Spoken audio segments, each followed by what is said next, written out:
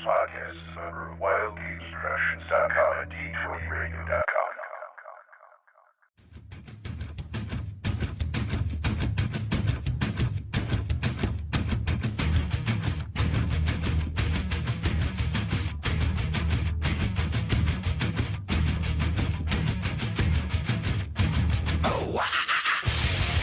Welcome to the Oracle Initiative Podcast, the only Advanced Dungeons & Dragons First Edition podcast in Superior Edition. Oracle Initiative Podcast, Volume Number 3, Issue 109. If we were in Texas right now, we'd be roasting at 109 degrees, but so you're listening to the show. Ha. Anyway, DM's here, sitting alongside DM Matt. Hello, everyone. DM Nick. Howdy-ho, neighbor. Thank you, Flanders. And guest starring today, sitting in is guest, we can call him guest DM, co-host DM Jim Wampler. Anyone know who he is? Yeah. Greetings, this Jim guy. Why is he on our show? How you doing, Jim? Hey, I'm doing great. How are you guys? Awesome. Why don't you tell a few people out there if they're not familiar who you are? I'm just some goon with a webcomic. No. Okay, great. No. My name's Jim Wampler. I'm art director and a partner in TSR Games and art director for Gygax Magazine.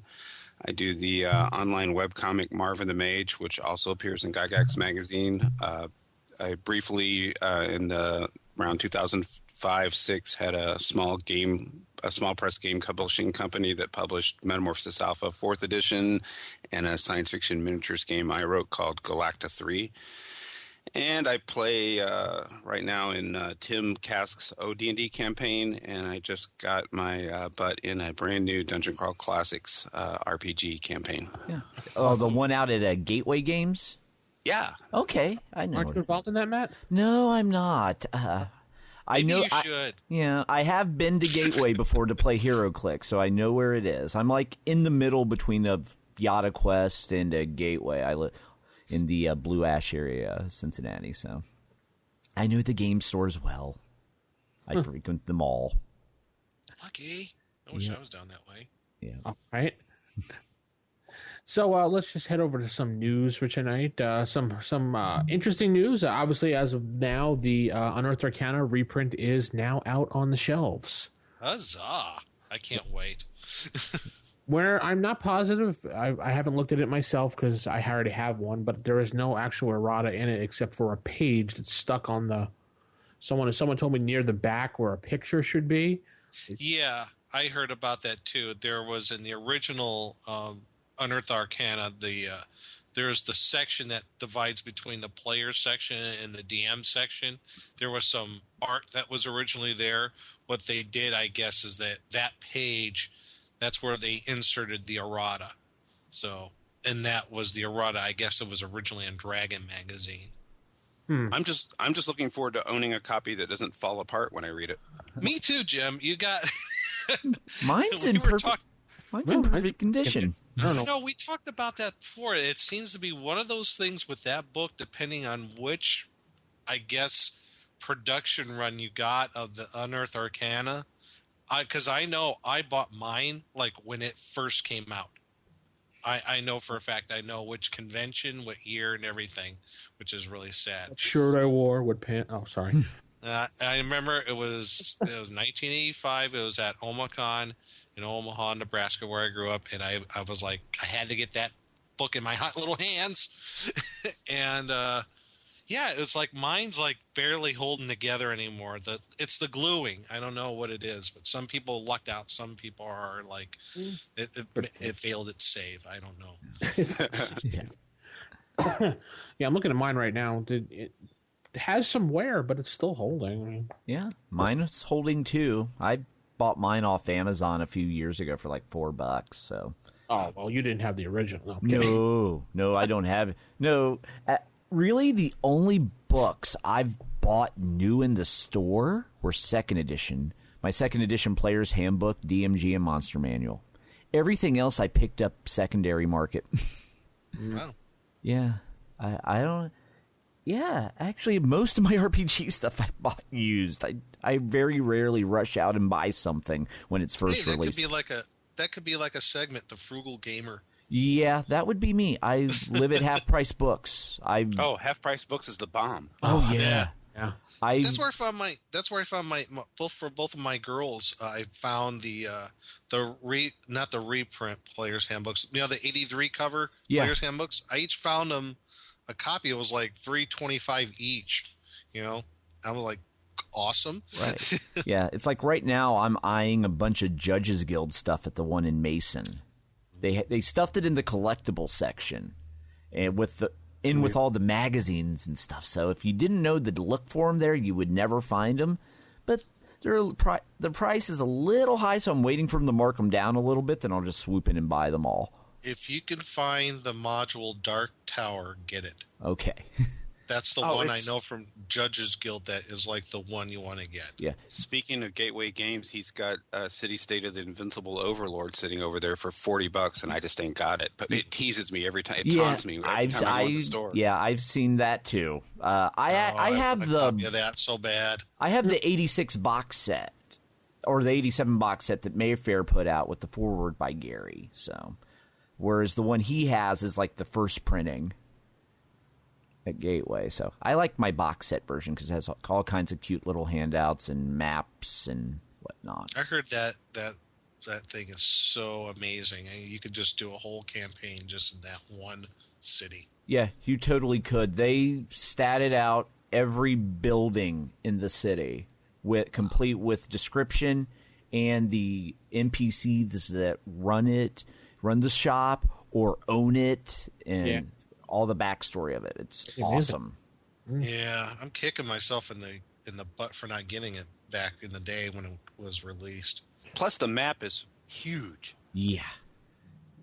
Yeah, and it comes with 2 maps. It actually comes with a map for the DM that's labeled, and then another one for the players that you can let them write on if they want. So you could just hand them, here's a map of the city a merchant sold you, but now you kind of have to fill in what you want to mark off on it. Huh. That's actually a novel idea. Yeah. It also came with, like, guidebooks, too, like a visitor guide as well for the different classes. I actually used that in my current first edition campaign. But I started them off in that city. I'm like, you come to the city, and there's a tourist booth, and they hand you these. And it was so basically, Ed Greenwood ripped off City Invincible Overlord with his guidebooks. Yeah. Oh, wow. Yeah, because Ed. Yeah, it told you where the guilds were. It told you where the inns and shops were, and every class had different information as well, like where the arena was for the fighters, where the temples were for the clerics, where the libraries and sages were for the magic users. So it was like those Volo's guidebooks before there was Volo's guidebooks. Yeah, it was awesome. Yeah. I guess that's not to be confused with the Invincible Overlord box sets that they came out with later on, right? Those actually, the City State of the Invincible Overlord box set was the main set. Those were expansions off of it. Oh, it was? Okay, yeah. Yeah. I have the first 1, 2, 3, 5 I could see on my shelf. Yeah. Because I have Briarwood Castle, which is the main castle in the city of State of the Invincible Overlord. I have that, and I have the other haunted one, which I don't recall exactly what it was off the top of my head. Betrayal of Bogwood I could see off the side of the... Yeah, it's hard to see the things across the room. But anyway, get to your local gaming shop and buy the Unearthed Arcana book and help support your local friendly gamer shop, or go to Amazon and buy it off Amazon. Just buy it. Tell Wizards of the Coast that we want more books. Right. More reprints are on the way, but we want to tell them that we are here, we are loud, and we are proud. Yeah, I guess next is the S series. It's going to be coming out. Flavor Lord shirt, yeah. And as we heard, remember that when we were questioning, Nick, what it was on the series? Mm-hmm. Yeah, I know the A series and S series is going to be coming out. Yeah. Well, we were questioning one of the modules because we never heard of it. They're actually putting a brand new one in there as well. A0. Oh, they are for A0. Okay. Yeah.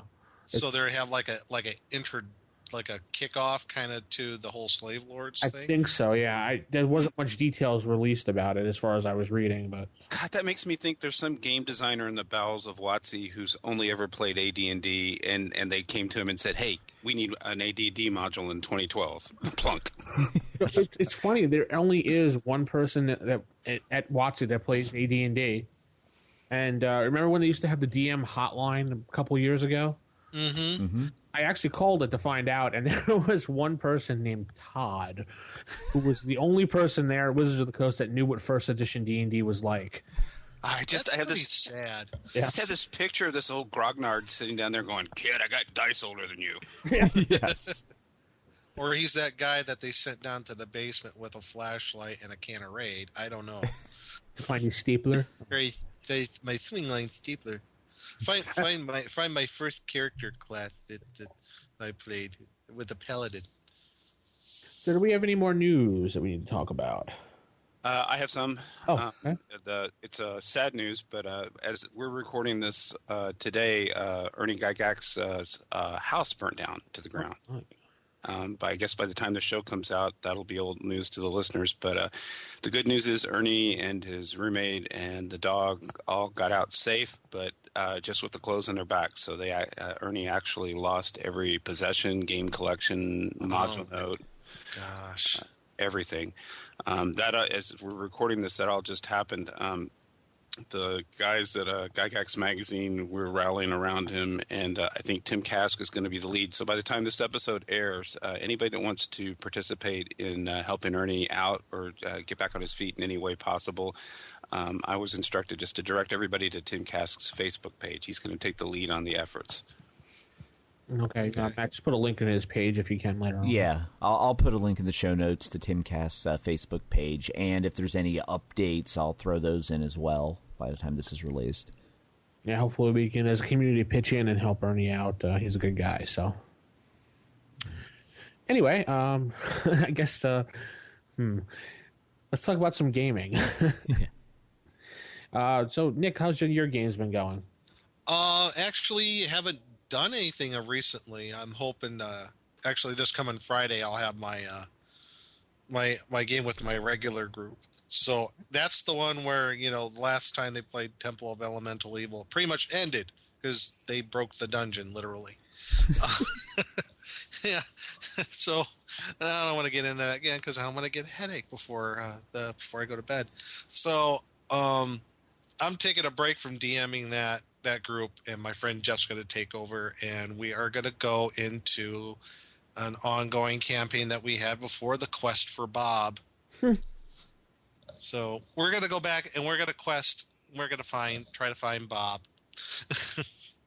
Long story behind it, but it's going to be fun. It's kind of like we're doing some Spelljammer stuff. So we're like in the Spelljammer. I love Spelljammer. Yeah. So yeah. We have this there's the guy last I remember, the guy who's actually in charge of the helm. He's really old and senile. Yeah. So he tends to forget who we are, let alone where we're going. But I'm looking for that. That'll be fun. And I think the week after that, which will be the first weekend of March, that first Saturday, I'm going to get back to DMing Temple of Elemental Evil for the kids group. So looking forward to that one. Oh, cool. What about you, Matt? Well, last week, me and my group, we played in the first edition Ravenloft game I'm running. Right now, the players, they were started off in this village, and they're just trying to find their way home. They got sucked into the mist, went out at sea, and then got stuck on this island, and so they were traveling around the island, and they left this one city, and they came across, ran into a priest from that city that they knew, and he told them that horrible things had just happened there, and an undead legion just slaughtered the entire city. So the players decided to go back to the city and see if they could help any survivors, and they ended up sneaking into the mansion of the guys that I can't remember the French name that from the module that they have, because I'm running the the Walking Dead module for them, and they so they snuck into the manor of Jean de Tarson, and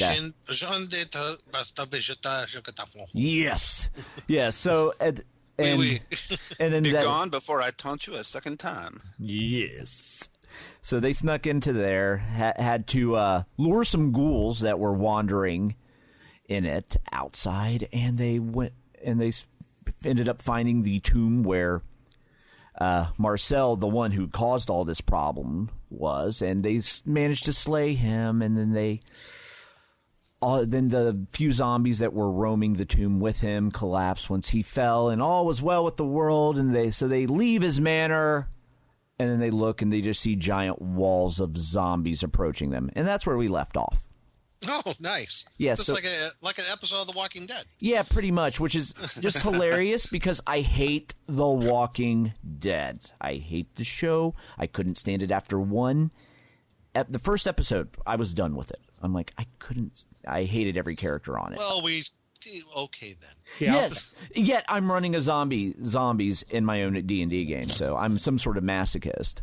But so yeah, we left off there, and then they'll be traveling to another domain after that they get through with, if they survive the massive zombie wall. So yeah, that's what I've been up to. I think the next Marvin the Mage should have a zombie attacking Matt. Jim, what do you think? It could be arranged. And have maybe like Rick Grimes in the background shooting him. Just a Walking Dead little thing going on there. I'm sure I could think of something. I like that show. I love Walking Dead, so I don't. I just found all the main characters so annoying. I'm like, you people don't, and like not willing to do what it took to preserve their own survival. There was lots of acting appropriately stupid just to further the plot. I'm like, I hate you all. I hope you die. Well, most of them did, so don't worry. Yeah. Yeah. People die. Characters die in that. Hey. Yeah. Nobody's safe. No. Well, maybe Rick for a while. Yeah. For a while. I don't know. He's gone bonkers. Yeah, that's true. I saw that episode. I'm like, what? No, he's losing it. So, that happens in those type of situations. Yep. Pressure's getting to him. All right, well, this is not the Walking Dead podcast, so let's continue on. So I'll go on my game. I'm going to be starting up a game as of when this comes out, or I've already started. It's a first edition game, and it's going to be called The Tyranny of Asmodeus. Ooh. It's branching off the game that I originally started, the Book of Sorrows. Well, I just decided that since we never continued, that group failed. Asmodeus obtained the Book of Sorrows and took over the world and locked all the other gods out of connection to the world as we know it. And now there's this whole, he rules the world with an iron fist, and the players have to go around finding these beacons that he uses to control the world and destroy them. Nice. That sounds pretty cool. I love it. It almost sounds like my Dark World campaign, man. Mm-hmm. It's like they're the last bastion of good, aren't they? Yep, they're the resistance. There's only a small number of them, and there's demons roaming around everywhere. I even did a campaign teaser video for it, which I'll throw in the window. And Matt, you can throw it in the notes for everybody to watch. Yep. I give it to credit to Glenn Hallstrom for doing the voiceover from Save or Die. Oh, he's got a great voice. Yeah, for voiceover is just great. Well, zombies don't appear in Marvin the Mage, but Asmodeus is a character in the strip. And in Marvin the Mage, he's portrayed by Michael Dorn.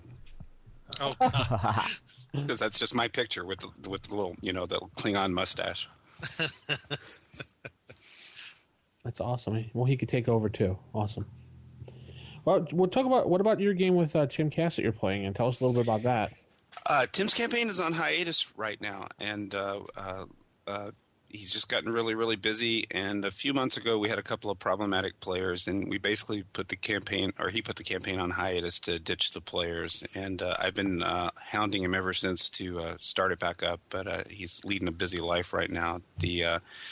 So I didn't get a chance to sling dice for a few months, and that's why I am so excited about this new Dungeon Crawl Classics campaign starting at one of our local game stores, because I'm an evangelist for that game. I love that game to death because it's like an alternate universe AD&D. And AD&D is the game I grew up on. It's like Yep. somebody took basic D&D and gave it a triple helping of Appendix N stuff. Yeah, And, I have a copy of it, and I look through it and I'm like, wow, there's some really amazing stuff there. The folks at Goodman Games did a fantastic job. Well, the game has race as class, but they fixed it where every single race is fun to play now. The Yeah. dwarves kick ass. The halflings, you have to have a halfling. We were all rolling characters going, somebody come up with a halfling, please. We need one. But I've played a lot of one-offs because one of the playtesters for Goodman Games is here in town, Rick Hull. But I could never get him to start a campaign. And this guy that's running the campaign started us off with the character funnel, which is a system in the game where you all start off, each player rolls up as many as you want. 6 players, we rolled 3 level 0 peasants, and you get your peasant profession and your peasant possessions, and you go to your first dungeon with your pitchforks and your rolling pins. And so there's like 18 level 0 characters. In the first game, we got in the keep and to the door getting ready to go downstairs, and out of 18 of us, about half had 1 hit point. Ooh. Nice. So I'm hoping there's some NPCs down in there to rescue that will turn into my next player character after mine all die. Okay. Sounds cool. It's fun. It's unbelievably fun. Yeah, I like the character funnel concept. I was reading through that in the book, and I'm like, that's an interesting take on everything because, you want this guy, whoever it is, he's the sole survivor, so he's the tough little scrapper. He's the one who's going to be whatever.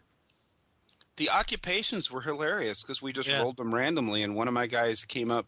He was a gong farmer, and his equipment was a bag of night soil. And the guy game mastering's 28, and he looked at me and he goes, "What's a gong farmer?" And I'm like, I don't know. I'm going to say he grows the best pipe tobacco in town. And meanwhile, Todd Bunn, the store owner who was playing, is looking it up on his phone, and he goes, "Oh, it's somebody who cleans out latrines and outhouses, and you've got a bag of poop." Oh, nice. Awesome. I'm like, great. I'm a poop smith.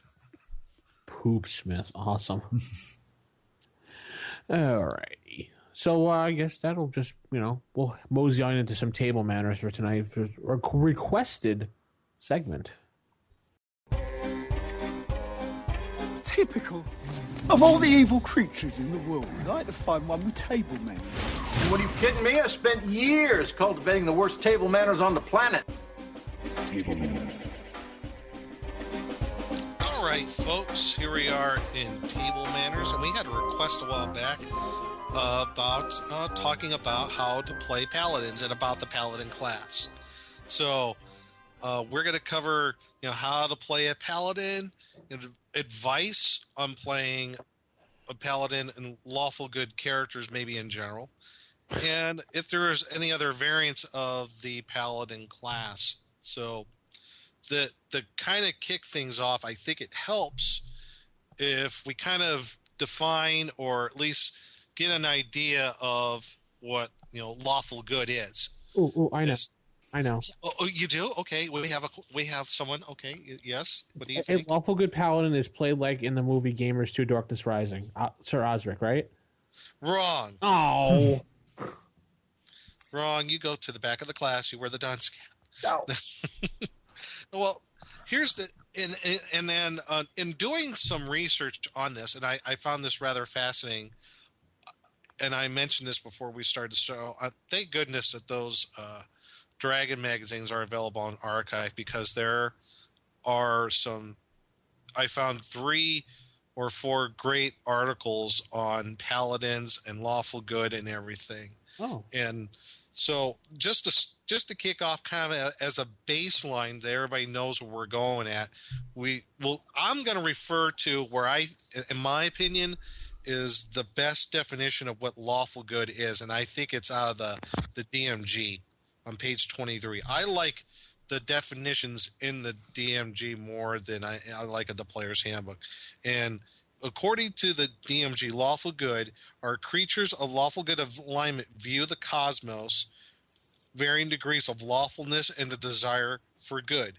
They are convinced that order and law are absolutely necessary to assure good, and that good is best defined as whatever brings the most benefit to the greater number of decent thinking creatures and the least woe to the rest. So creatures of lawful good alignment, they want to do what's best for the most people and the least harm to everybody else. The needs of the many outweigh the needs of the few. Or the one. Thank you, Spock. Huh. So, and what they also believe is that lawfulness and good are the best things for everyone in the universe, and everybody benefits. If you look at it in a cosmic sort of way.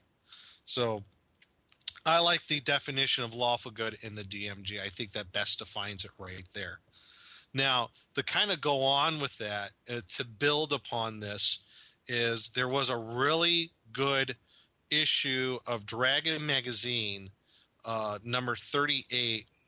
It was from the Sorcerer's Scroll with Gary, and there was an article he did called "Good Isn't Stupid. Paladins and Rangers and female dwarves do have beards." So I'm obviously not going to cover the female dwarves that have beards sort of thing. That's a whole other show entirely. But I'm going to briefly touch on some things in this one article about Paladins and Rangers, and where I think it's important to talk about when you're using the alignment thing. And what I got out of it is ultimately our perceptions of good, for one, they don't mean good does not mean stupid. And I'll say, and what Gary says right here, I think is classic. Good does not mean stupid, even if your DM tries to force that concept upon you. Such assertions are themselves asinine, and those who accept such dictates are stupid. So, good old Gary. So basically, and I think what he was driving at here is, and we even get to this point in the game, because we're talking around like 81 here, I think. 81. A lot of players who played maybe Paladins or Rangers to a lesser degree because of their alignment restrictions. More so, I think, with Paladins, when it comes to alignment, they were defining the lawful goodness of the Paladin as they were ignorant oafs who just, hacked anything that was evil in their way. And that's not how a Paladin should be portrayed. And that is incorrect. And so people who were essentially playing those Paladins wrong. So this is, I think, in this article was one way of Gary saying, you know what, good does not mean that you're stupid. Right.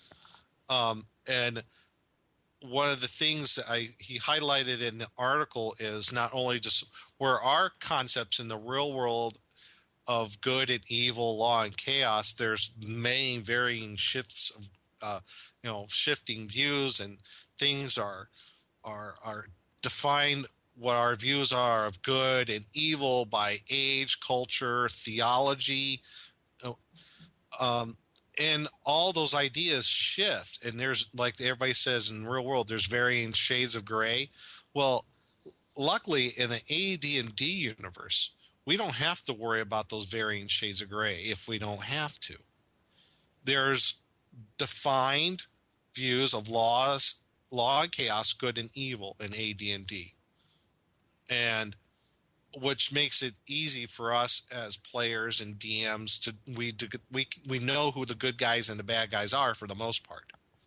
So when it comes to AD&D,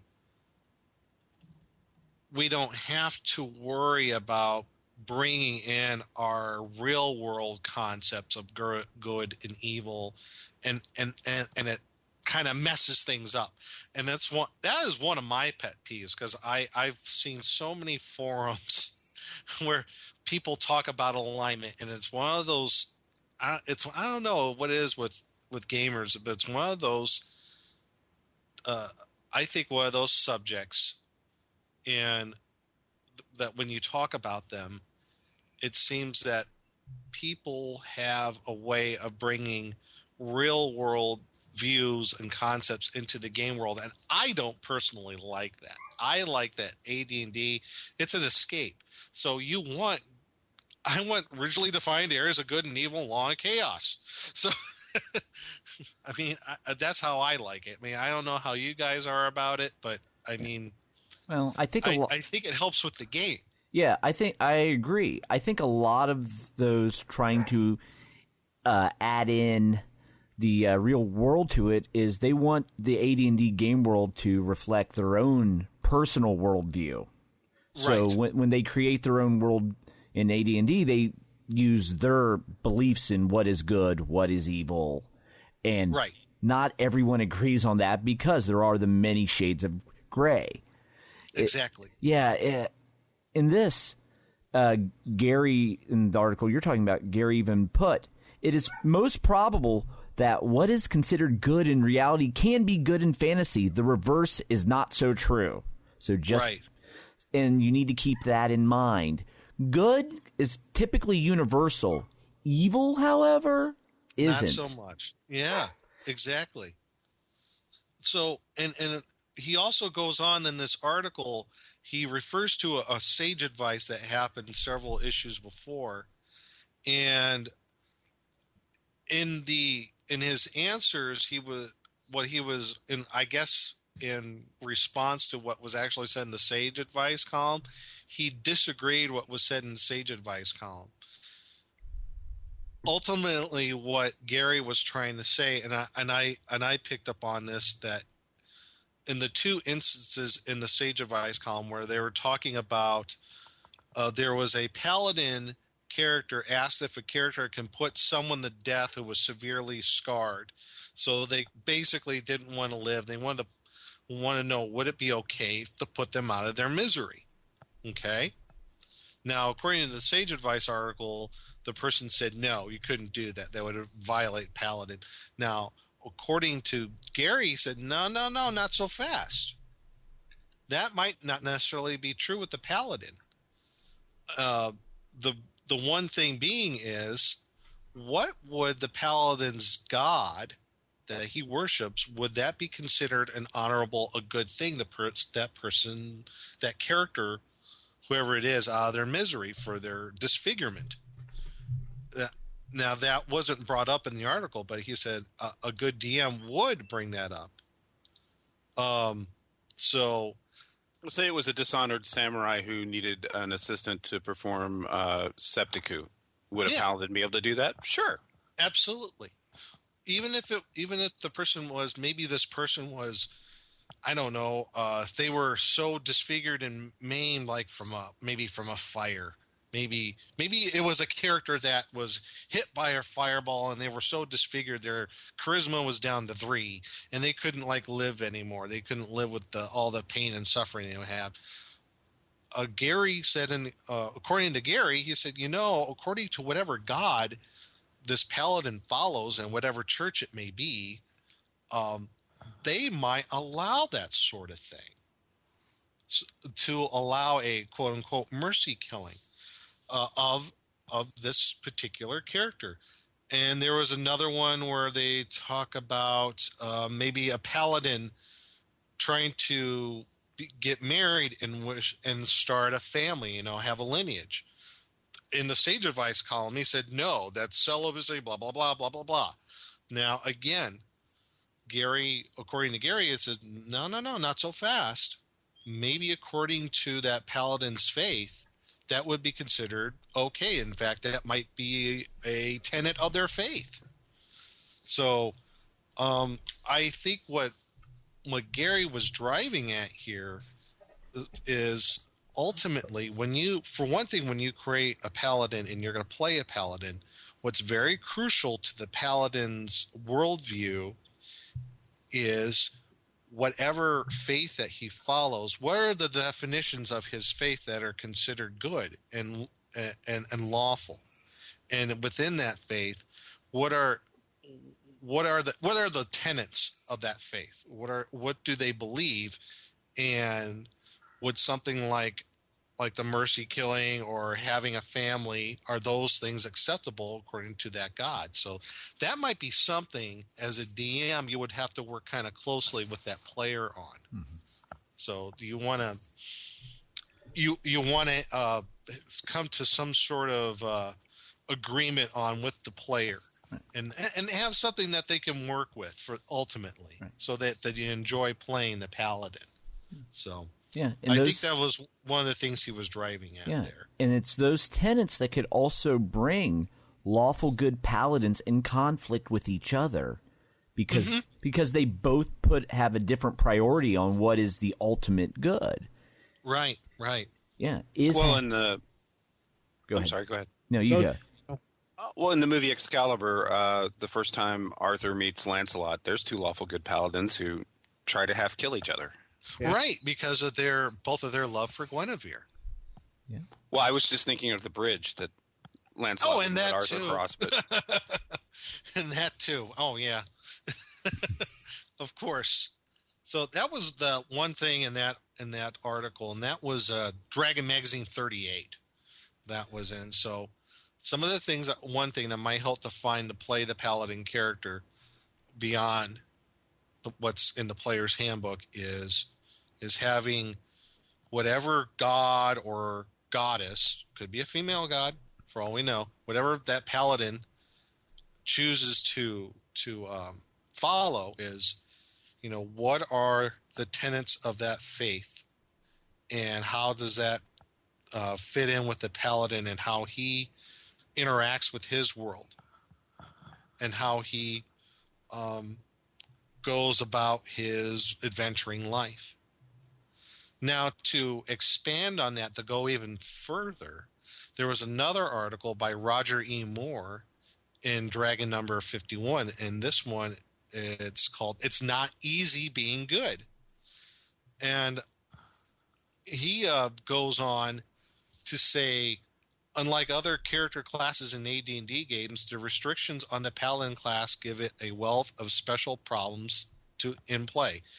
No question, there is. I mean, if you look at the player's handbook, like we all know, there are a lot of restrictions as far as what the Paladin can and cannot have, but he's also very powerful.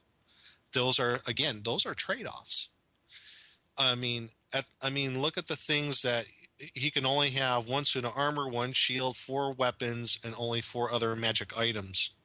So he can't hold on to he can only hold on to a certain amount of wealth, basically just enough for him to survive upon. And he doesn't have a normal set of hirelings. He has followers. So, and they have to be lawful good.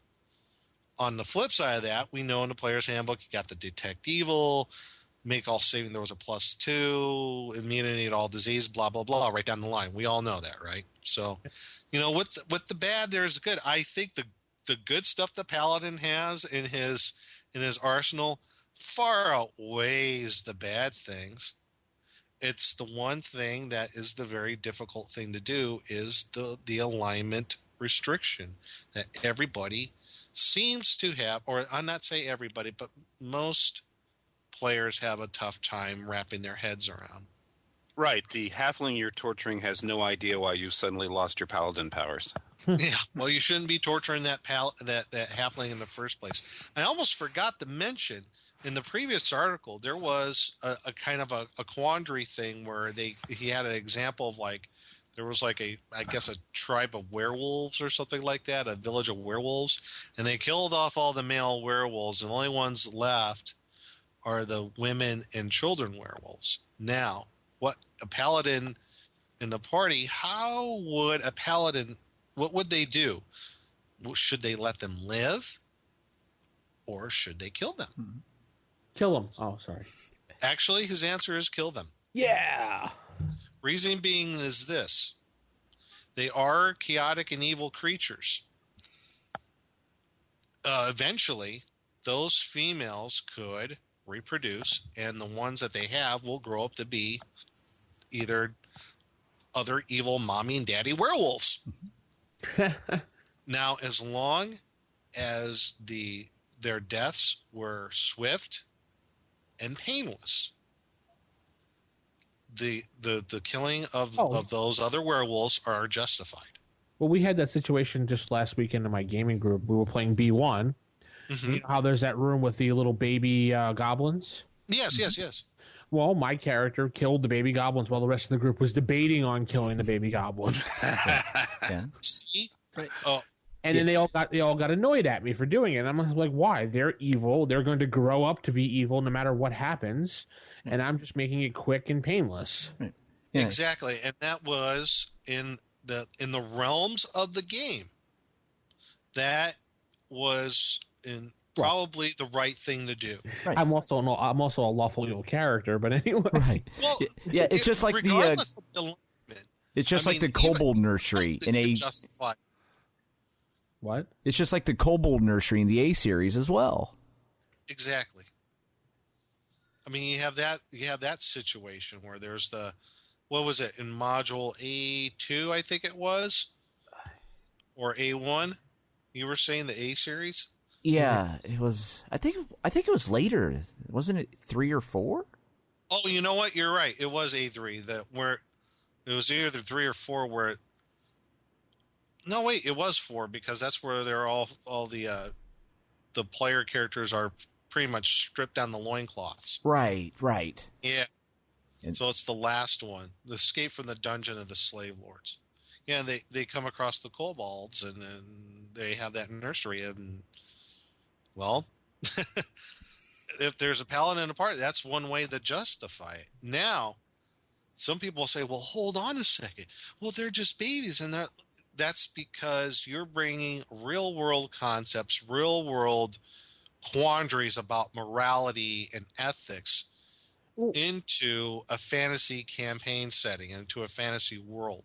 Well, let's just say that the paladin said, "Oh no, we're not going to kill them. We're going to bring them back to society and raise them to be good." You know how much turmoil, how much pain they're going to be in because of people always shunning them, throwing things at them. Their life In fact, they might be causing more harm than good. Yeah, their life will be so horrible. They're probably going to return evil anyway because they're going to resent just about everybody. Exactly. Well, I have a question.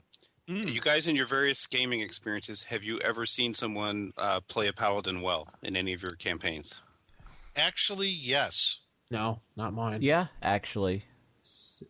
Yes, I have. Stupid paladins most of the time. No, I have yeah. In my recent campaign. All right, children, take a number. Oh, I asked the question because I've never in my entire life seen somebody play a paladin well. Yeah. And I understand the challenges involved, which is why I've never stepped up to the plate myself. Plus, I prefer to run wizards, but I've just seen it done poorly. I can tell you all about how not to play a paladin. I even have a theory about this. I'll float this out there for the group. Okay. Yeah, go ahead. It's just my personal theory. I think probably talk about the difference between the fantasy world and real life. I think in real life, maybe 90% of all players at your table are in fact chaotic neutral themselves in real life. And if you're listening to this, I'm not talking about you and your group. I'm talking about everybody else. Oh, okay. okay. No, I think chaotic neutral, chaotic good is probably a way to go in mine. So that's a challenge right there because I saw it happen in Tim's campaign where a guy showed up fresh out of 4E, but not a youngster, somebody my age, and was jonesing to play a paladin, and he did every classic not playing a paladin correctly. What he wanted to do was be a passive aggressive fighter and take whatever he wanted to do and twist it around and use some sort of lawful good twisted logic to get things to go the way he wanted it to go. So in other words, he was lawful evil? He was a serial contrarian. Okay. Okay.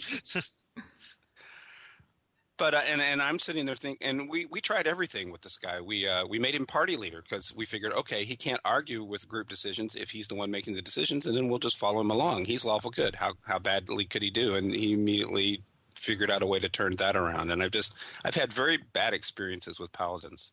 Yeah, there can be. In fact, I think I mentioned this once before, but I actually had an experience where my very first AD&D tournament at my very first convention I went to, I think I brought this up, all the player character sheets were on the table face down, and what did I pick up? I picked up the paladin in the tournament. And I actually won a prize. I don't know, probably because I was young and foolish and didn't know any better. But I do remember in my recent group, where we're doing the Hackmaster version of Temple of Elemental Evil, and one of the players, he was playing a paladin, and actually there was 2 paladins in the party. And what happened to him was he played his paladin very well, and he played it by the book. I was really impressed.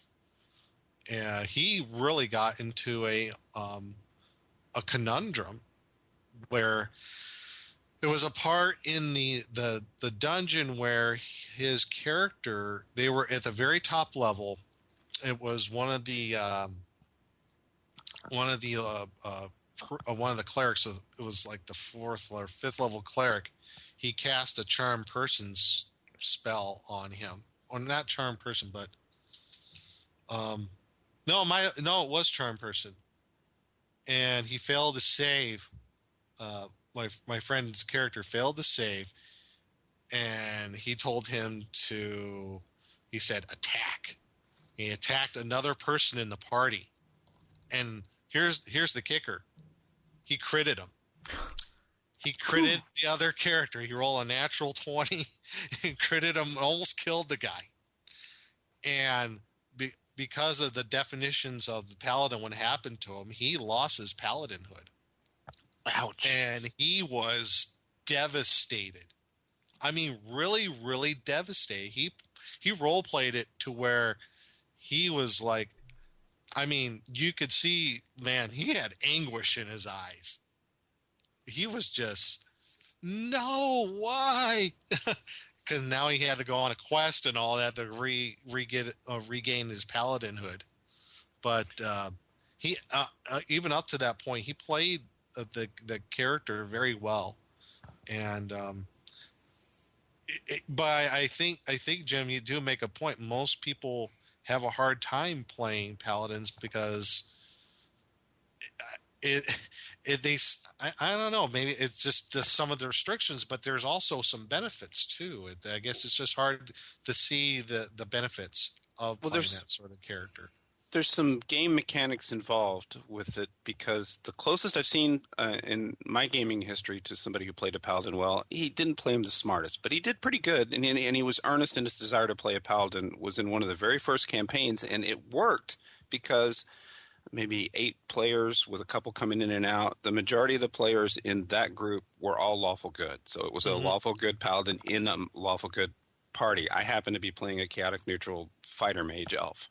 But they kept me on a leash, and I knew where the line was. There was only so much monkeying around I could do, or I was going to, get the group's wrath. And we went through the A series with that group that you were just talking about, and that at least worked. But it seemed it worked well. But just taking a, lawful good paladin and plunk him down in a random group of assorted alignments seems to bring problems to the situation.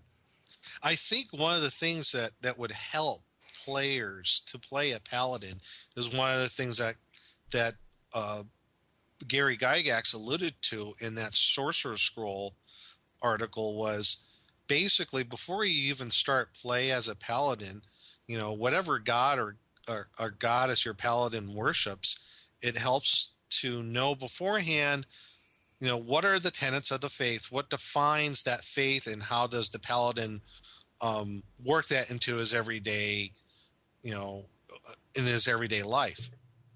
I think that would help tremendously when before they just say, well, I want to play a paladin. I want to do this and this and this with my paladin. Well, it's like, well, hold on a second. Yeah, you get all these cool things to do with the paladin, but you also got to figure out, okay, well, with a lack of better term, it is a religious type of character. I mean, he's like, in many ways, a cleric. Mm-hmm. Is just a little bit more sword swingy. But I think that would help tremendously if they follow that one step.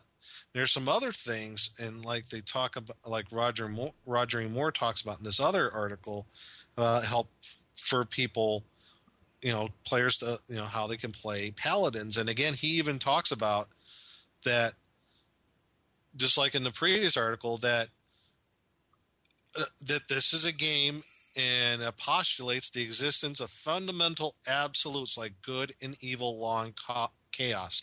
There are few gray areas. So basically saying, throw all your concepts of gray areas in real life out the window if you're going to play a paladin. You have to. Because if you don't, it's going to mess things up for you. You got to get those moral ambiguities out of your head when you're playing a paladin. So, I like to quote this right here. And I think this is a really good passage out of this. And he says, law implies permanence and few changes. And it further implies long-term relationships and love when connected to good. Law also implies obeying the rules of society and working within a system to make things work out for the better. So basically he's talking about the lawful good ethos in the DMG. Paladins can and should break laws that violate the tenets of lawful good, like slavery and the right to torture prisoners. In basically good societies, though, paladins would be expected to go along with the rules of their church and state, as long as they don't conflict with each other. As in a good DM, though, we know that might happen. So, but I think that's what he's saying here is like you need to adhere to the ideas of law and good, and also you should, if it need to, you need to break the laws of that society if they do not follow the tenets of lawful good. So,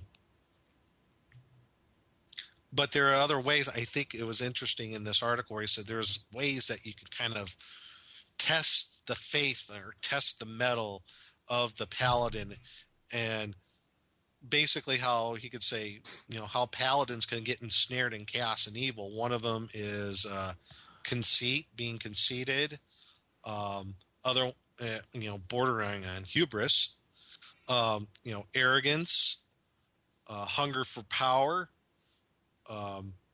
So those basically, are some. Anakin Skywalker.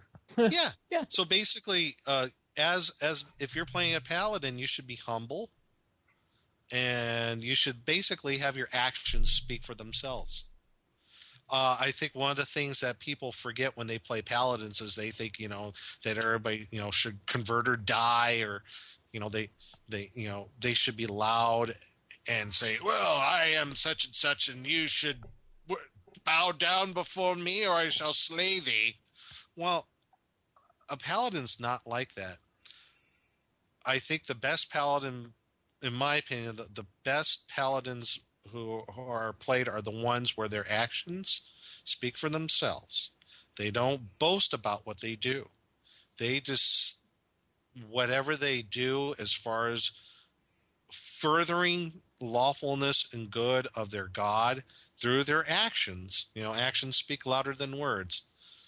That's how they get by in life, and they don't forcefully convert unless part of their faith is, unless that's part of their faith. I mean, it could be, I don't know. But some other things that he talks about, and I've run into this, I think this is a minor thing, is the whole thing with magic items. I think that's one thing that I think as a player you probably just lose track of, I don't think that's a big deal. And I think as, it's like, oh, wait a minute, I'm only supposed to have this. That's fine. I'll give this away. That's cool. So, and that's perfectly fine. That's more or less a bookkeeping thing. I don't know if anybody who I've known who played a paladin where they had more than the magic items they're supposed to have done it maliciously, but I don't know. I just never encountered that. One of the things I kind of disagree upon is, is where the paladins are associating with neutral characters. I don't necessarily see this as a particularly bad thing. You know what I mean? You guys might see it differently. I don't. I mean, as long as the party isn't predominantly neutral, I don't see a problem with that. I mean, what do you think? As far as associating with evil people? No, neutrals. Oh, neutral. I don't see a problem with that as well. I don't see either. I know they're supposed to be some sort of, you know, there's a kind of a restriction that, according to the player's handbook, they can associate with neutral characters on a one-time basis. You know, I always waive that. I kind of overlook that. I mean, unless they're like a true neutral, maybe, but you know, like neutral good, you know, lawful neutral, I kind of let that slide. Chaotic neutral, that's kind of weird. You know what I mean? Yeah. I've also gotten away with being evil in a group with the Paladins, so. As long, and I was kind of getting that, as long as the Paladin is not aware, Yeah, just player character is evil. just don't do anything evil around him, and he won't realize that you're an evil character. I love that in Order of the Stick, when they were with the Paladins, and every time the Paladin used his detect evil, which Rich Burlew did, is like X-ray vision coming out from his eyes. Belcar would just hold up a sheet of lead. Yeah, that's right. That's great. The problem, though, is once the Paladin is aware that there's evil in the party, he just can't turn away from it. Well, that's understandable, yeah. So he's going to have to do something about it. And whatever that may be, that, again, is defined by the tenets of the Paladin's faith. It's not necessarily converting by the sword. It could be some sort of like, would you like to repent from your ways of evil? It could be something like that, you know? Mm-hmm. So, again, everybody assumes that, you know, if there's an evil player in a character in the party, that the person who's playing the Paladin is going to go in and kill that other player character. Not necessarily so. Well, evil's a different thing, but a intelligent, lawful good Paladin could explain to chaotic and neutral characters how it's in their own best interest to toe the line. Because being chaotic doesn't mean you have to be chaotic. If it's in your own best interest. And they say, well, if this is towards the greater good of the whole, then, you know, maybe that, like you said, that it's towards the greater good of the party and maybe society as a whole. I think another way, again, is maybe the person playing the Paladin is, I'm going to lead by my actions to where this person who's playing that's evil, maybe my actions will show them a better way. Maybe that's one way they could do. They could, you know, maybe somehow get that character from being evil. You know, I'm just throwing that out there as an idea. So maybe that's kind of a passive aggressive way. I don't know, but and one other thing that I thought that was brought up in this article is interesting is killing. Mm-hmm. And right off the bat, it says killing is a difficult topic to address when regards to Paladins. No kidding, really. Really? Now, one of the things he brings up is like undead of any sort, evil dragons, and all demons, devils, and daemons deserve no other fate than utter and absolute destruction. I will go along with that. Absolutely. Sparing them is evil. So, and he also goes on to saying beings like beholders and mind flayers pretty much fit into that category as well. So, orcs, trolls, the same also applies to them. They are evil, and they're evil. There are evil deities and make a living in keeping them evil, and there's not much more to say.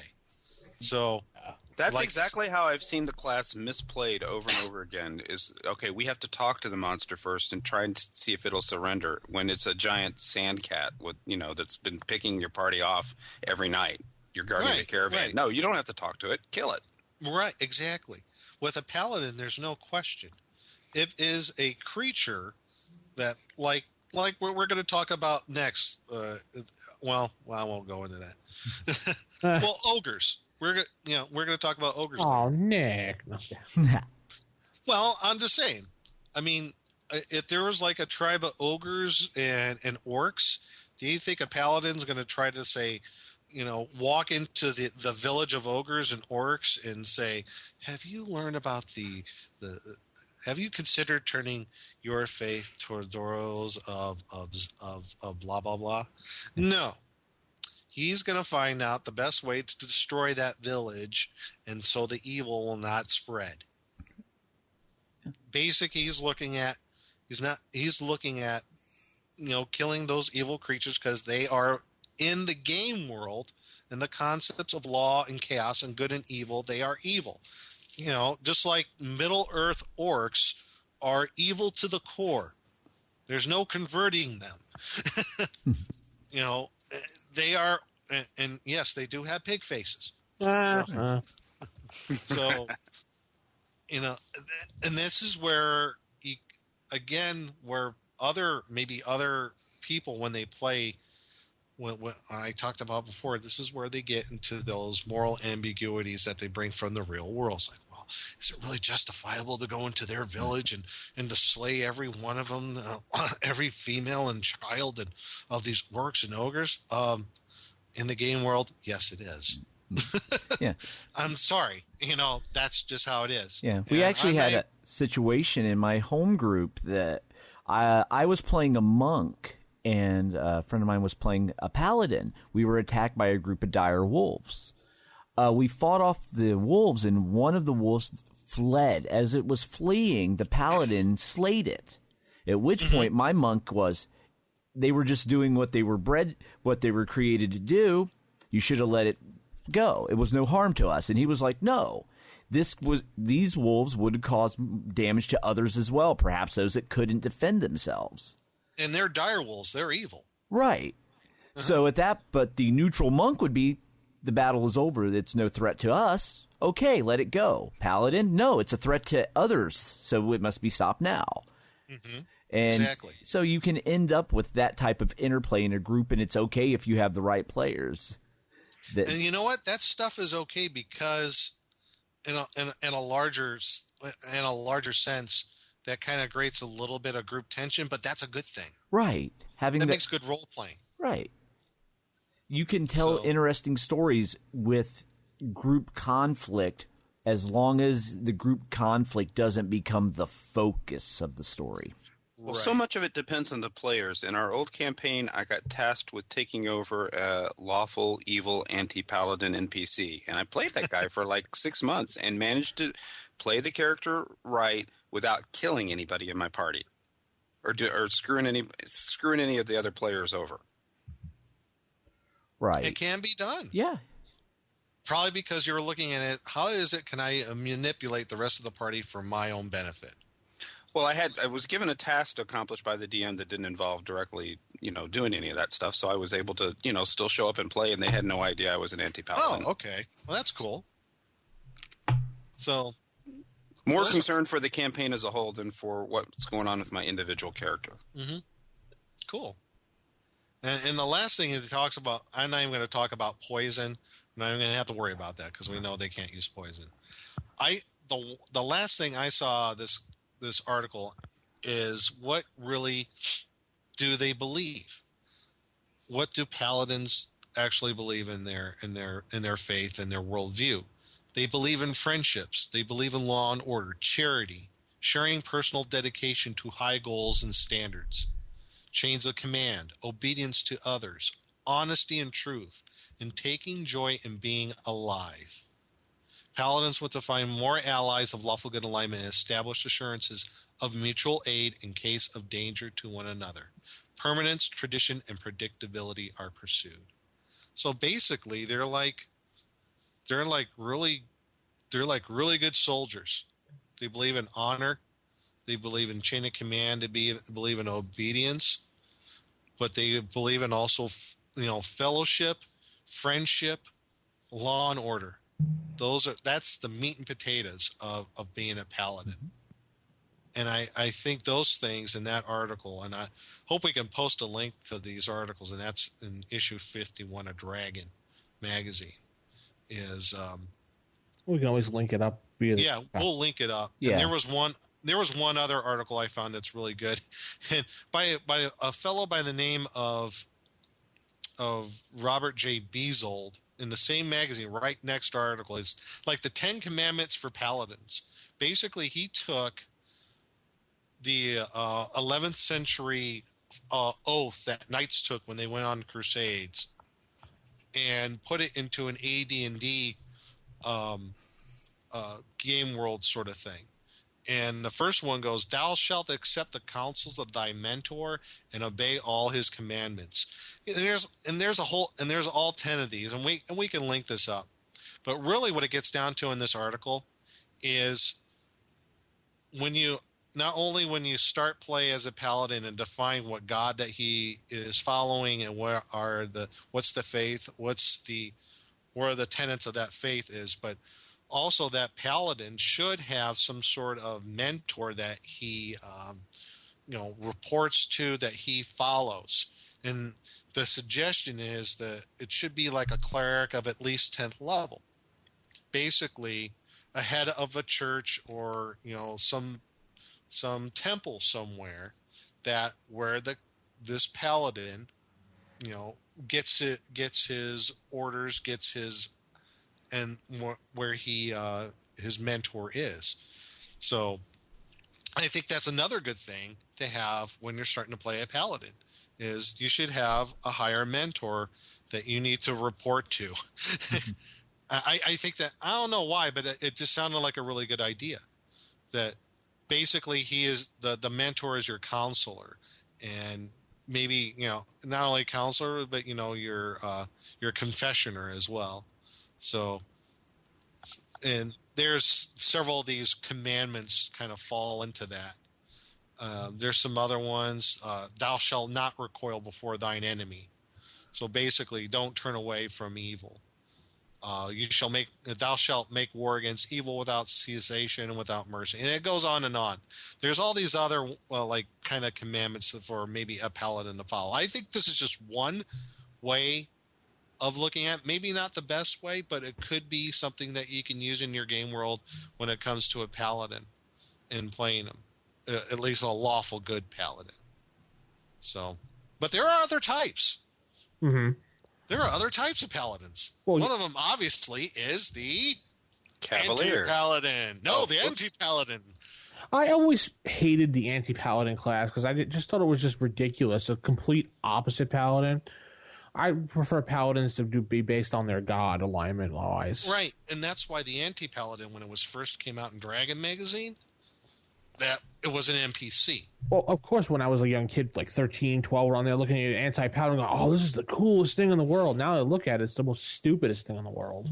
It can be, because it was never meant to be a player character. It's a non-player character class. Yeah. And it should be. And it should be. And in fact, all the other ones that I will briefly touch on that were in a Dragon magazine article, they're all recommended to be non-player character classes.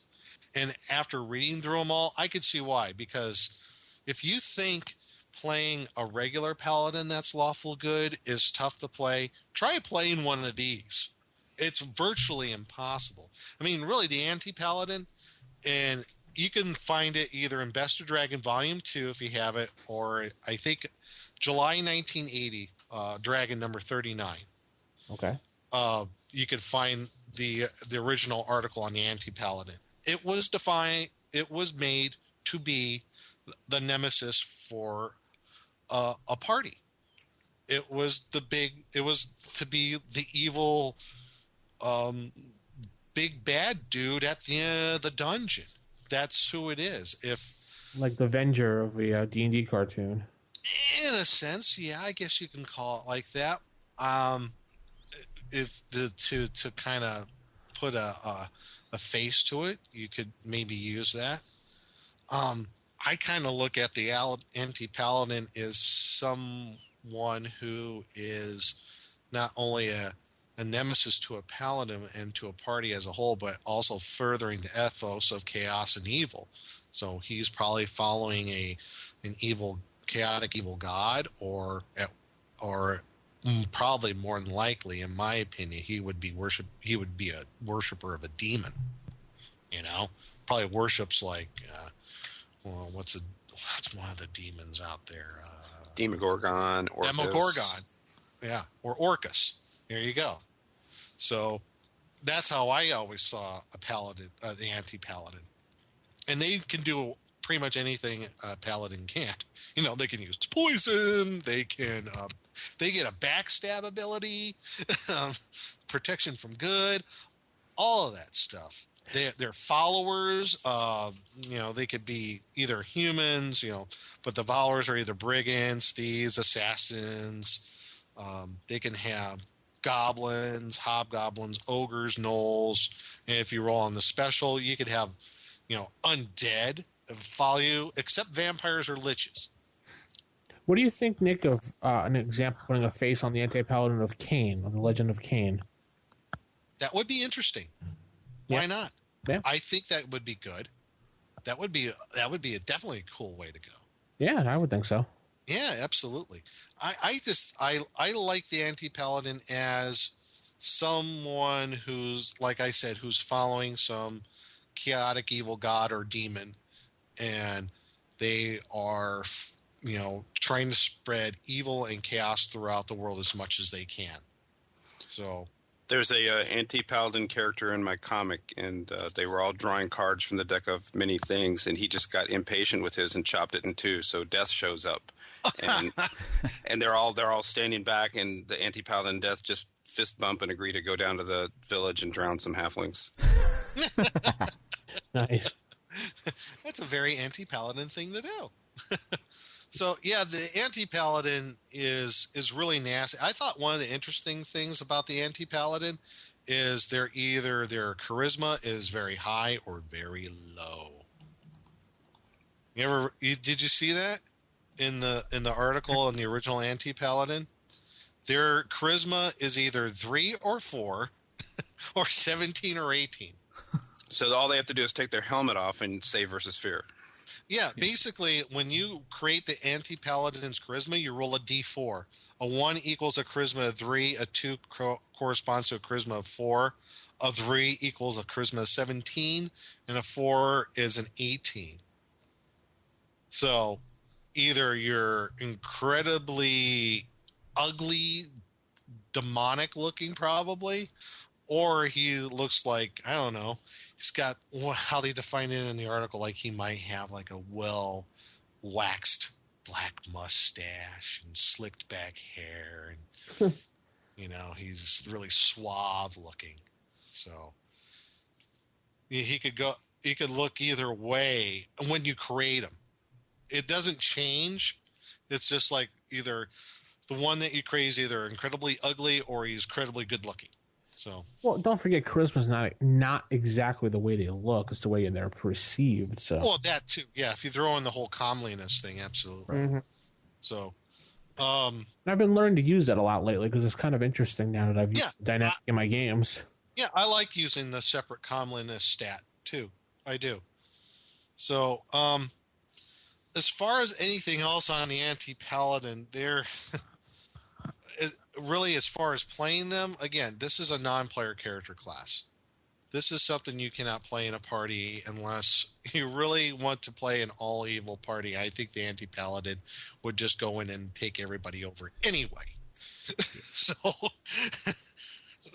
really, the way to play him is like he's the nemesis to the party, as like it said in the article. So, however you want to use that in your game world, how he is a nemesis, that's entirely up to you as a DM.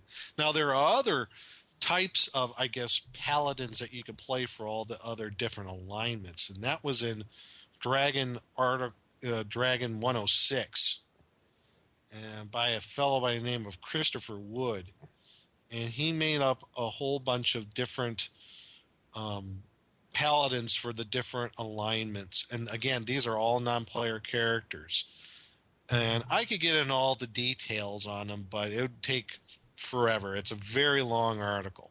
But the different ones, you have one called the Merician. He's for neutral good. The Garath for chaotic good. The Lion for lawful neutral. The Paramander for neutral. Fantra for chaotic neutral paladin. Yeah, isn't that wild? The Illrigger for lawful evil, and the Arakan for neutral evil. And they each have different hit dice. They have different special abilities. Some of them, just to kind of touch on this, like the the one for chaotic neutral and neutral good, the Paladins, they can only wear up to chainmail quality armor. Right.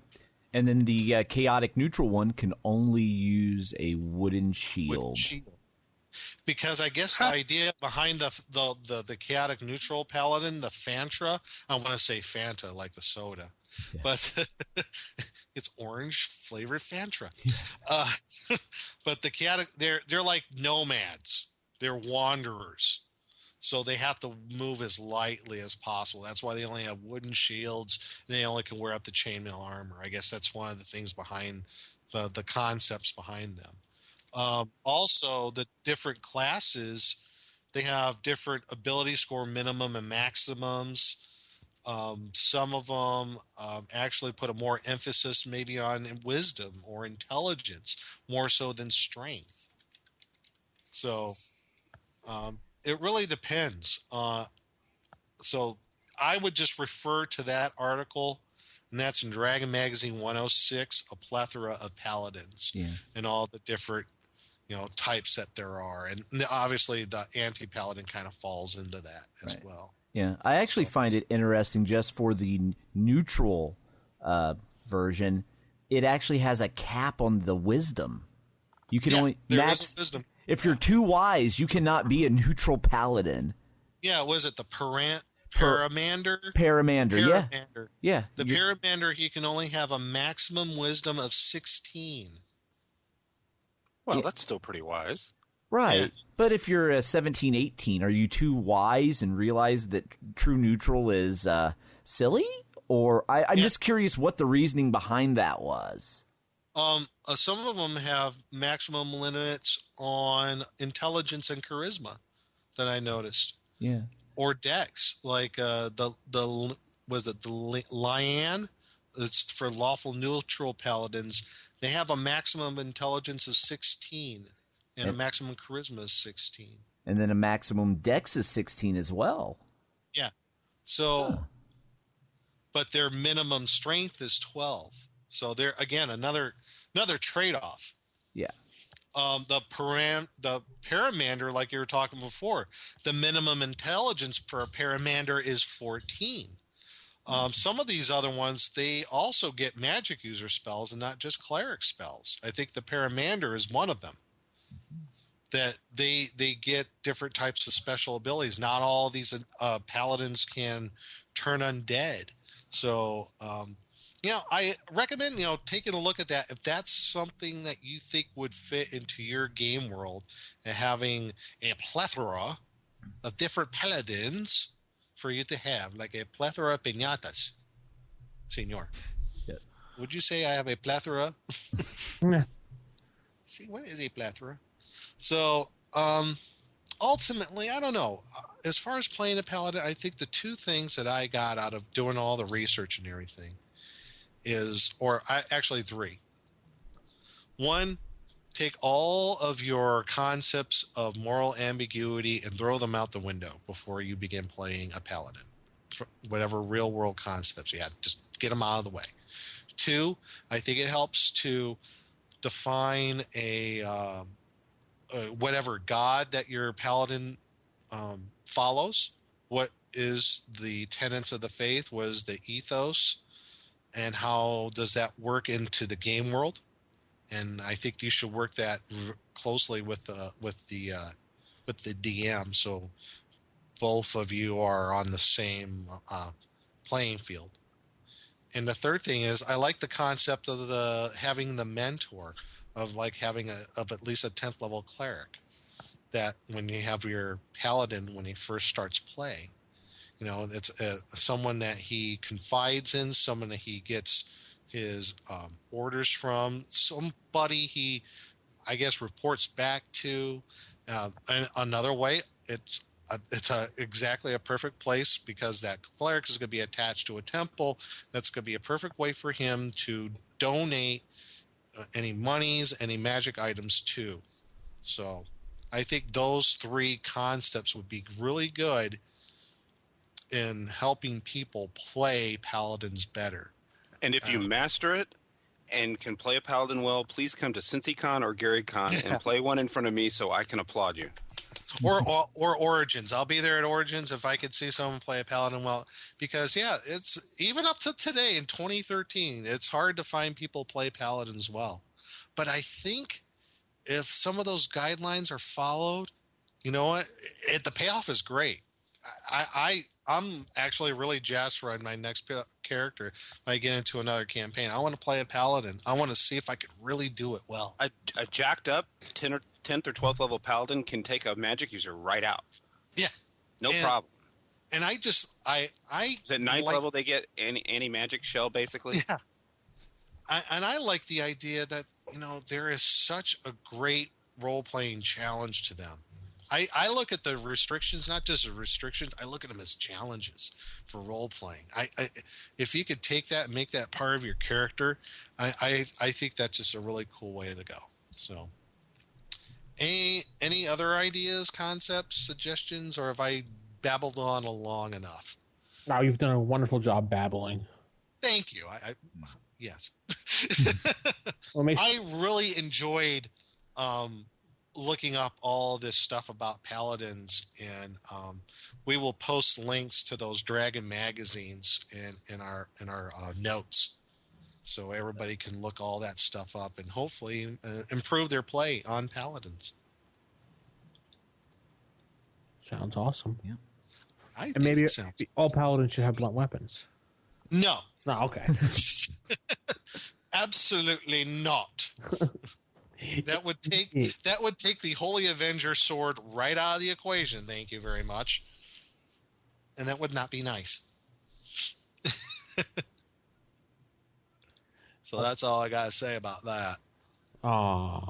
Do it in Christopher Walken voice. So, paladins, holy swords, killing evil ogres and stuff. Wow. That's awesome. Sounds good to me. So, yeah, that's paladins, and hopefully we gave some help to some folks.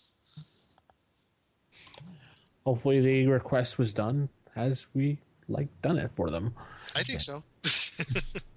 I don't know. So let's head into our next segment of the creature feature. Are you saying that I put an abnormal brain into a 7.5-foot long gorilla? Creature Feature Theater. It's alive! It's alive! And now we head to the Creature Feature Theater, and this was another request, and we're going to talk about, as Nick alluded to earlier, the ogre. I have a +9 knife against ogres.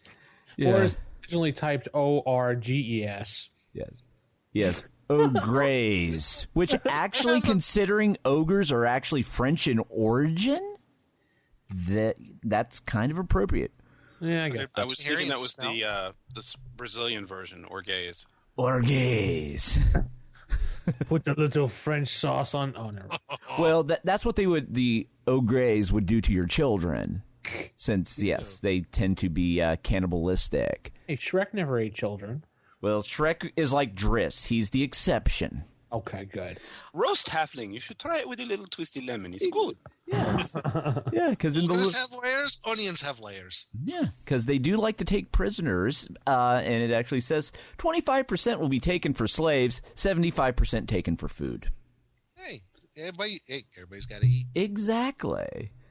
But yes, ogres, they are the lesser of the giant humanoids, considering I would put giants ahead of them as being fearful. Ogres are kind of the large humanoids that are kind of dumb. They're usually used as mercenaries or the guards because they are intimidating, but really they're not going to be masterminding any great plots. They're basically large orcs in that extent. They're like the muscle for the hitman. Yeah. So they're like the guy Louis Four Fingers, Joey Bag of Donuts. Right. Well, they're stupid and they're chaotic evil, so they need bossing around. Exactly. Yeah, there you go. Right. Yeah, because they're just 4 hit die plus 1. They can do 1d10 if they punch you, or they'll damage you with their weapon. And then they're good big bad for a low level group. Right. Yeah, I was just going to say they're usually the first big nasty thing that like a group of first or second level characters. Sort of a segue before they're ready to start taking on giants. Exactly. Yeah. They're little mini giants, if you will. Mini giants? Mini giants. It's like jumbo shrimp. Exactly. Yeah. And the great thing about ogres, you can find them anywhere. You can just plop them in any terrain, in dungeons. It doesn't matter. They fit. They're ugly, ill-tempered, and ferocious. They also like treasures, so it's great for those first-level parties that are looking to get some stuff, too. You said ugly and ill-tempered, so and the French thing. Well... Now action. They also will mingle with trolls and some giants, and sometimes demons will make them their slaves. So yeah, I thought that was cool too. I missed that. Right, and gnolls, which I don't get. Yeah, because I could just see the ogres looking down at the gnoll, be like, "Why is this doggy trying to tell me what to do?" But ruff ruff. And then if you run across 11 or more ogres, that's when you get the leader who has 7 hit dice.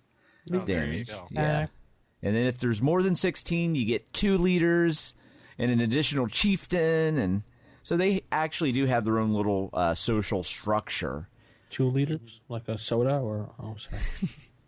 Well, if only they had 3 leaders, and then they could be the Jolt Cola of the monster manual. That's right. Yes. And then if you come across their lair, this is where the paladin could start telling the party why it's okay to slaughter the women and children. Because if you find their ogres.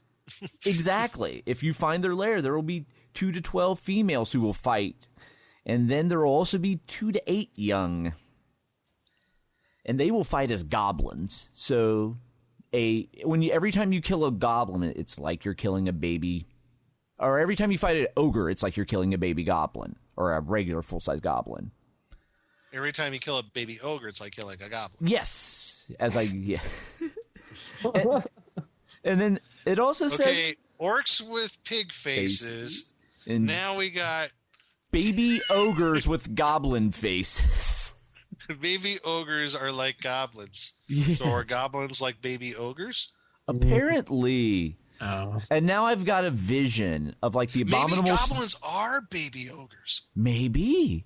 I now have a vision of the abominable snow monster from Looney Tunes when he's holding bugs. and just do an ogre doing that with a goblin.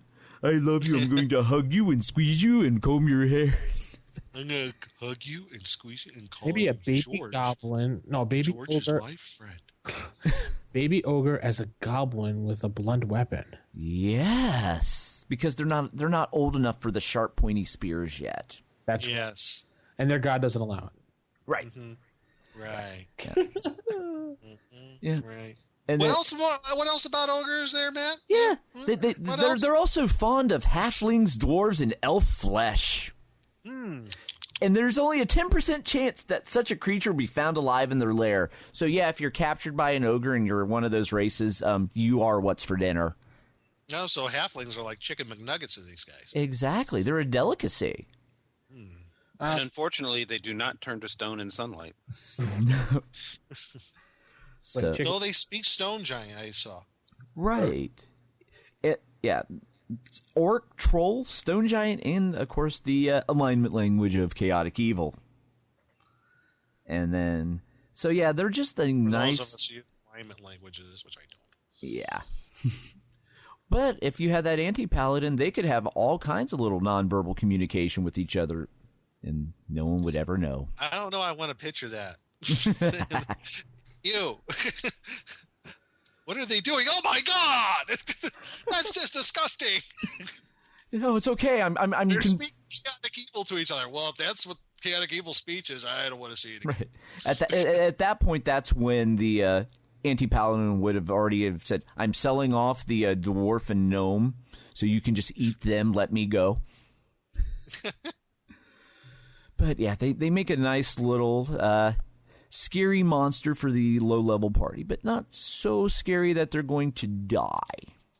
And, what about their Oriental counterpart? Oh, yes, the Ogre Magi. And then the offshoot, the Oni, as we discussed when we talked about Oriental Adventures. Yeah, the Oni. Onis are interesting little monsters to use. Well, not little, but they're interesting monsters to use. Yeah, then they're much scarier than their typical ogre counterparts. Since the Ogre Magi will always have the great a chief with great strengths, so he gets +2 to each hit die, and then attacks as a 9-hit die monster. A normal ogre is only a 4-hit die monster. Then they also can perform the following feats of fly, become invisible, cause darkness, polymorph to human, and they also regenerate 1 hit point per melee round. And once per day, they can do what? Charm, sleep, assume gaseous form, and create a ray of cold in the same dimensions as that of the cold wand. Yeah, I got a little story about an ogre mage that did something like that. Way a while ago, when we were first playing our Hackmaster campaign, there was, when they got into the Giants series, the Hackmaster version against the Giants, Annihilate the Giants, there was an ogre mage. Oh. And I called him Master Pain. Master Pain. Master Pain. The ogre mage. Who knew Kung Fu. And he would do Kung Fu things and then do his Cone of Cold. He was Master Pain. How many of you know where I got the name from? I'm going for the movie Major Pain? No. Big Don't Trouble you in Little remember? China. No. The one Kung Fu spoof, Enter the Fist. Oh, yeah. There was the one character's name was Master Pain. I figured since there was a beholder in Big Trouble in Little China, I had a good shot. Well, you were wrong.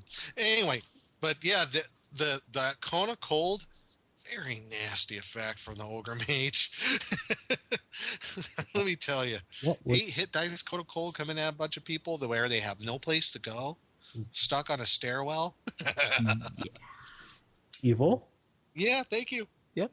Lawful evil, that is. So they're not the... yeah, they are lawful evil. Yeah, they're lawful evil, not chaotic evil. So they have an actual organized structure to their existence, as opposed to just, we go to the local village and eat all the demi-humans. Which there's actually no reference to them being cannibals. No. Either. Yeah, in fact, if I remember correctly, wasn't it Module S2 White Plume Mountain, the Nemesis was an ogre mage? Think so. I'm pretty sure it was the halfling or the gnome that they encounter at the end, and he's actually a polymorphed ogre mage. Yeah. So that's a bit of a surprise. Yeah. Let's see. Ogre Magi actually foray to capture treasure and humans for slaves and food. So they prefer humans, whereas they're that is gamey as a which is where you get half ogres. Yes. Yes. And there was actually 2 articles in Dragon Magazine talking about Number 29 and number 73. Yes, Gary Gygax wrote in his column about creating the half ogre as a player race, and he basically, you can tell he doesn't really like the concept. He spends 2/3 of the article telling you, don't do this. Right, this is bad. Your players are trying to break the game. No. Bad. No. Then he's like, well, here's the stats. Right, here's the stats if you really want to, but I wouldn't do it. Because he was like, what's next? Dwarf elf? Dwarf gnome? Dwarf halfling? Elf gnome? Elf halfling? Half oyster? Half carrot? A half halfling, a quartling. Right. So, yeah, he pretty much just says, don't do this. Your players are trying to break the game. If you want stats to do it, here you go. And then the second article, though, by Roger Moore, the whole half ogre actually fleshes out what Gary wrote and actually gives you something a little more playable. because in that he actually will give you the stats, like the strength will be between 14 and 18, intelligence between 3 and 12, wisdom 2 and 12, dexterity 3 and 12, constitution 14, 18, charisma 2 and 8. And you actually make a roll to determine if the human parent is below norm for several all the categories, other than because that it skews the stats there, and it also gives them the following special that it doesn't really mention in the monster manual: infravision. And it gives them and then it also you get 2 hit dice at beginning level, and then every level after that you progress as normally as your class. Now and what classes are they available? I know fighter is one. It was fighter, and it was cleric. Cleric, even though with the wisdom restriction. Interesting. Right. However, they have a level limit of 4 for cleric. So I would even revise that, at least in my game world, because I allow half ogres as a player race, but I allow them also to be barbarians. I think it kind of makes sense. Even half orcs too. Well, considering when these articles were written, that was pre-Unearthed Arcana, so I wouldn't have a problem with that either, because I think barbarian would actually fit them rather well. I thought so too, and for half orcs, I thought the barbarian class would fit rather well with them. Right. And when you look at half ogres, really, from the description in the Roger Moore article, their height ranges from 7 to 8 feet, and they weigh between 315 to 425 pounds. I mean, really, they're more human in just human appearance than ogre. They're like really big defensive linemen. It's like, actually, Vince will get this reference. They're the Great Khali. Oh, yeah, definitely. Okay. Right. It's like they have acromegaly. I mean, that's... King Kong Bundy? No, he was more round. The Giant Gonzalez? Yes, Giant Gonzalez. Even Andre the Giant. Andre the Giant, there you go. Right. What was his character's name in Princess Bride? Fezzik, yes. Fezzik, you could say he was a half-ogre if you wanted. Fezzik, jog his memory. He was about the right height. Right. So he was the right height, the right size, and it says skin color and hair color are variable, but it tends to be brown, grayish brown, black, dull yellow, and skin hue the same. So it's perfect. So he was a half ogre. Yeah. I'll be damned. And he was French too. Yeah? Huh. Okay, it explains so much. It explains a lot. But yeah. But from my understanding, he was a really nice guy in real life. Yeah, he's... I actually, the wrestling promotion I work for in Cincinnati, the guy that runs it refereed for the WWF between like 1983 and 2005. You said F. I said F because he worked there when they had an F. Get the F out. And from what he got, from his little bit of mingling with Andre was a nice guy, but he was also one of those who just can be moody at times, just because he just kind of wanted to be left alone, and people would never leave him alone. He liked to drink beer and play cards. Right. There was one instance where he drank so much he passed out on the floor of a hotel room, a hotel lobby, and no one could move him. He was too big. So they threw a carpet. I hate it when that happens. Yeah. And to solve this problem, until he woke up, the hotel threw a carpet over him. So, role-playing hints to playing a half-ogre. Throw a carpet on him. Yeah. Get Hulk Hogan to move him. Yeah.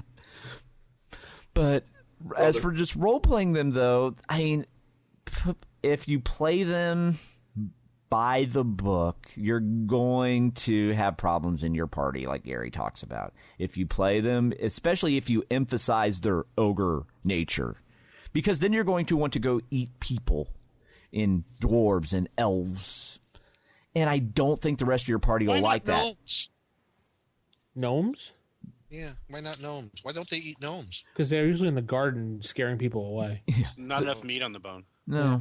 No. A little too gamey. Right. What I love about that Gary Gygax article in Dragon 29 is, because I just reread it today, and it shows you how dead serious he was about maintaining game balance. I've learned anecdotally a lot of that through Tim Kask, where Tim has sort of told me stories of, why the demi-humans had level limits in OD&D and all this stuff. And Gary was very obsessed with, okay, this is the balance I want, and this is the balance we maintain. Huh. Yeah. Right. Oh. And that article about the ogres, because it's more almost an article on how to game balance new player races. Right. Mm-hmm.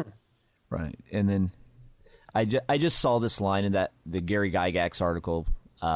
Pixie Storm Giant half-breeds would be impossible. For those who doubt the claim, consider us a lecherous male pixie equipped with several growth potions and a love flit tree. And when all is said and done, AD&D is fantasy. What are you snarfing at, Nick? Isn't there pixies in Hackmaster? Yeah, there's pixie fairies, but not pixie fairy storm giant half-breeds. Why not? There could be. No. According to this, it would not be impossible. Ha! But just wrong. Exactly, and that's actually what the half of the article was, just talking about how wrong all of this would be if you go down. Not wrong on principle, but wrong on the basis that this is players seeking an unfair advantage, trying to break your game. Right. Yeah. And hence all the restrictions the half ogre has. Right. Yeah. But have you guys? Then again, that might be role playing opportunities. Have you done any half breed class? Races before, other than the half orc? No. Well, yeah, half ogre. Okay. I know in Hackmaster they have gnomelings, gnome halfling crossbreeds. Well, I had some players go as far as when they played like a half elf or a half ogre or half orc, they went as far as saying they were 3/4 this or 3/4 that, and he was serious about it. He wrote the whole backstory how he was that way, how he's saying his mother was 1/4 this and his father was 3/4 that, and he made 1/4 of this, and he actually wrote it out, so I let him play it because it was, he takes the time to do it. I'm not going to say no. Yeah, I mean, if it works within gameplay and not just advantages, but there are some disadvantages too. Mm-hmm. There's a certain point. I mean, in real life, I'm 1/16 Cherokee, and if you saw me in person, you can't see any Cherokee in me.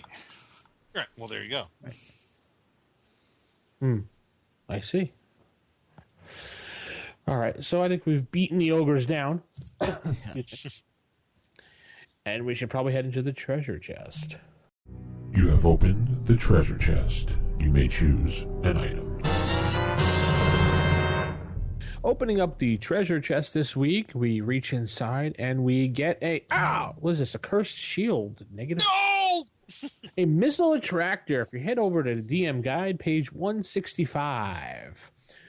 And this is a pretty nifty item to throw on your party, and I always love that Gary threw these things in the book. The missile attractor not only makes the bearer equivalent to a shieldless person, it also attracts missiles of all sorts, so it doubles or treble? I usually say triple, I've never said that way, but the bearer's chances of being selected by a random die rolling according to the size of the party he or she is in. This shield, this cursed shield is not distinguishable from any other useful magical shield. So I've used this quite a few times in my group, and they've picked up this shield, seeing it on I had it situated. Two hobgoblins were guarding it, and it was situated on a stone in the back of the room, and they figured that they were guarding it because it was treasure, but they really weren't. They were kind of treat other creatures away from it. So they killed them, and they were like, they all fought over it, and they grabbed the shield, and they thought it was a cool shield because I described it as a really cool magical shield, and in battle, they started to notice this guy. He started to notice that the arrows always hit him more than everybody else. And then he thought it was just me picking on him at first. And then he's like, you know what? I changed my shield out. I said, sure. He takes the cursed shield and throws it on the ground and picks up his other shield he has slung on his back. And I'm like, fine. And then all of a sudden, someone shoots an arrow, and the arrow hits him in the back. And he's like, what the heck? And I was just like, oh, and as you're pulling the arrow out of your back, you notice there's a shield stuck to your back right now. Oh, look at that. It's the shield you just threw on the ground. And it was one of those, cartoon things when someone throws it, just kind of loops back and kind of like an Army of That answers my questions. Like, your cursed items, you can't get rid of them. Oh, no. Unless like wish or remove curse. Like when Bruce Campbell threw the book of Necronomicon and it came flying back towards him and everything. Okay. All right. Yes. This shield actually showed up in our campaign, and that's exactly the way our DM ran it. The poor fighter that got stuck with it, I mean, he dropped it off a cliff, he dropped it down a well, and it would just reappear on his arm every time he did that, like next round. And that guy was so smart, he turned it into like Captain America's shield. He's like, okay, it's attracting missiles, so he would come into before he would get into melee, when he was at ranged, he'd throw the shield at like the orcs and let it attract the missiles towards them, and it would sometimes he had pretty good deck, sometimes it would hit an orc and do damage, and the next round he had it back. Wow. He screwed our DM over big time with that. That is amazing. That's smart playing. Yep. Our DM allowed it because it was so smart. Right. That is so smart. That's brilliant. Yeah, it was like I was almost thinking, what if you knew it was if before you picked it up you knew it was cursed, so you were to rig it on like a cart and push the cart in front of you, so that way the volley of arrows all go to that shield. Now, what if a player did this? How about this situation? A player has a cursed shield. They know it's cursed. They can't get rid of it right now because they have nobody to uncurse them. And now the shield must stay with them. What if they plunge it into the ground right in front of them and attract the missiles down to the ground in front of them instead of them directly? Do you think, would you allow that or no? Well, it doesn't. It attracts the missiles towards the player, not necessarily the shield. I think that's the key. Because according to it, it says like your armor class is if without the shield. Right. I would almost rule it as like the arrows like magically go through the shield and into the player character. Yeah. Okay, I'm just curious what you guys thought about that. The way this DM ran it, the guy was taking the arrow hits every other round when the shield would come back. Nice. Well, tell us what you think about these things we spoke about today by emailing us at rfistaff@gmail.com, or you can call us at 570-865-4210, the hotline, where we're always standing by to take your message. And Jim, how can people get a hold of you if they want to contact you or visit Marvin the Mage? Marvin the Mage is either at marvinthemage.com or mudpuppycomics.com. There's email on there. It's marvinthemage at marvinthemage.com, and also through Gygax Magazine. In case anybody's interested in submitting any art or articles, it's jwampler at gygaxmagazine.com. And if you forget all that while you're listening to us talk, just go to the Gygax Magazine website. gygaxmagazine.com, I believe it is, yes. Yes. Cool. Well, I guess that's going to wrap the show up. Aww. Thanks for having me on. Oh. Sure, we don't want you back. Oh. I mean, no, we do. No, I'm kidding. We love you. Yeah. We appreciate you stopping by, and good luck on your future endeavors. No, I'm kidding. Here's a nice parting gift. It's a -1 shield cursed. Yes, here you go. There are days when I feel like I have that shield. And you can listen to Jim on Save or Die as he'll be transitioning over towards them as a regular host. Yeah. Sweet. In about 60 seconds, I'm going to go do that. Wow. Wow, that's quick. Yep. Well, so we'll let Jim go. So we'll keep it original, keep it old school, and good night, everybody. Good night. Night, everyone. Night.